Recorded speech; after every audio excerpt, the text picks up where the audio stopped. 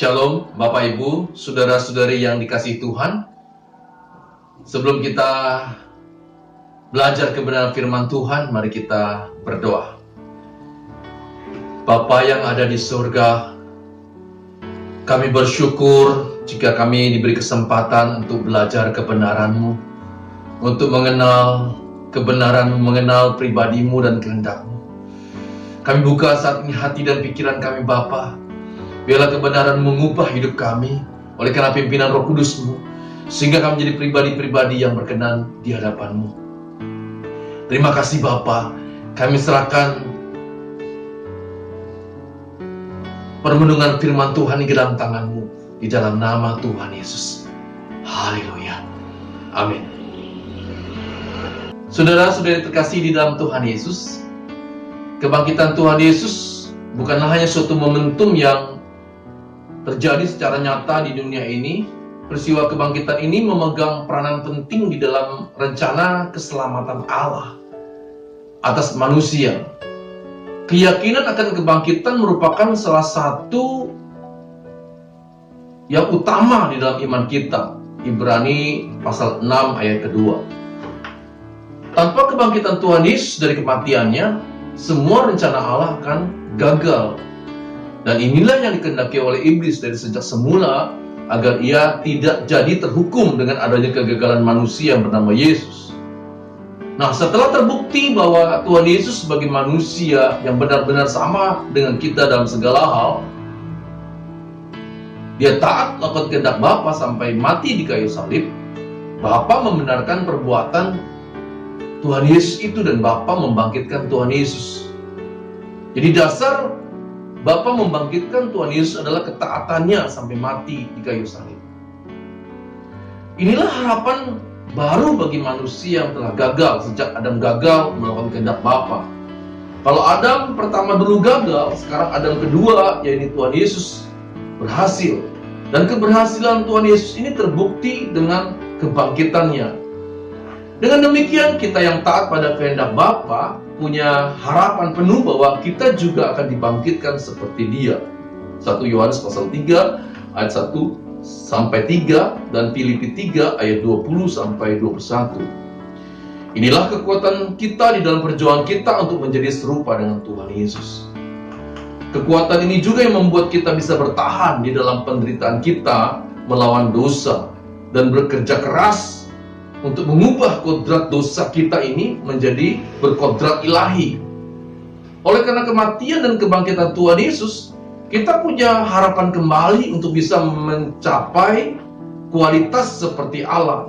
Roma 8 ayat 29, Matius 5 ayat 48. Meskipun kita menderita karena kita melawan spirit dunia yang sangat mencintai dunia dengan segala isinya, meskipun kita mungkin menderita karena kita menyangkal kedagingan kita, meskipun kita menderita karena kita melepaskan hak kita atas segala hal di bumi ini, termasuk melepaskan hak untuk membalas perbuatan jahat atau perbuatan salah dari sesama kita terhadap kita, meskipun kita menderita karena kita melepaskan hak untuk menikmati dunia ini, meskipun kita menderita karena kita melayani Tuhan Yesus, tetapi kita punya harapan besar bahwa penderitaan itu mempunyai nilai tinggi seharga kebangkitan tubuh dengan tubuh kemuliaan dan hidup bersama Tuhan Yesus di kerajaannya.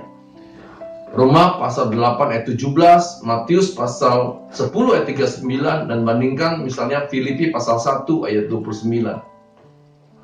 Kebangkitan kita dengan mengenakan tubuh kemuliaan merupakan hal yang fantastik, yang menarik. Karena di kehidupan kekal, tubuh kemuliaan adalah kelanjutan dari hidup kita di dunia ini. Jadi kekekalan di dalam kemuliaan itu adalah kelanjutan dari bumi kita ini. Kehidupan itu dilanjutkan di langit baru dan bumi baru. Dan ini secara fisik. Jadi kita akan mengalami secara fisik. Hal ini secara jelas ditunjukkan oleh Tuhan Yesus dengan tubuh kebangkitan Tuhan Yesus ketika Ia bangkit dan muncul atau menampakkan diri di hadapan para murid. Secara fisik, Tuhan makan dan minum. Tuhan bisa diraba. Misalnya dalam Lukas pasal 24 ayat 36 sampai 43. Nah, tubuh fana kita ini memang akan binasa karena tidak akan diterima di kerajaan Allah. Menurut 1 Korintus pasal 15 ayat 40. Tetapi roh kita, kesadaran kita, itulah yang dibangkitkan. Dan kita akan mengenakan tubuh kemuliaan secara fisik. Inilah harapan yang paling besar, yakni hidup bersama di mana Tuhan Yesus berada. Di situ kita berada. Yohanes 14 ayat yang ketiga. Bukan hanya itu, kita juga hidup dengan kecanggihan yang luar biasa, kecanggihan teknologi yang ultimate. Kita hidup dalam kebahagiaan abadi, di mana tidak ada rata tangis dan air mata, kesedihan dan penderitaan. Wahyu pasal 21 ayat yang keempat. Bagi saya pengharapan ini adalah pengharapan yang nyata. Senyata hidup dalam kekekalan. Sebaliknya hidup di dunia ini sebenarnya tidak nyata. Ini fana, saudara. Sebentar ada, sebentar lenyap. Kita nggak bisa mengandalkan apa yang ada di bumi ini. Tetapi di kekekalan itu sifatnya abadi, kekal.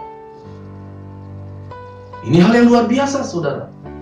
Jadi kalau kita kehilangan apapun di bumi ini nggak apa-apa. Karena kita akan mendapatkan semuanya di kekekalan.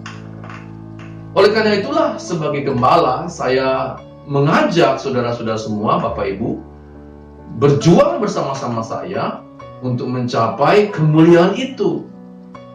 Mencapai pribadi yang serupa dengan Tuhan Yesus, sempurna seperti Bapa. Sehingga kita layak untuk hidup bersama Dia di dalam kekekalan, di dalam kerajaannya. Kita bekerja keras untuk berkenan pada Bapa. Memperjuangkan perubahan karakter kita menjadi seperti Tuhan Yesus. Selamat berjuang, saudara. Mari kita berdoa. Terima kasih Bapa, kesempatan ini kami boleh merenungkan secara singkat kebenaran-Mu Bapa. Ajar kami untuk terus setia dalam perjuangan kami, berkenan di hadapan-Mu, serupa dengan Tuhan Yesus dan sempurna seperti Engkau Bapa.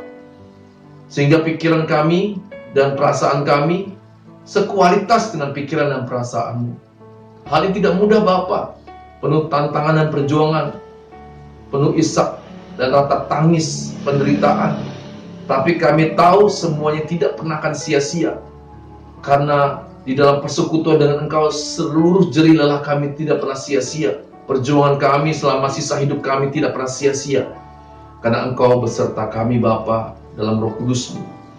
Dan kami percaya di akhir hidup kami boleh mendengar Engkau mengatakan bagi kami, Engkaulah anak yang kukasihi, kepadamulah aku berkenan. Itulah kerinduan kami Bapa.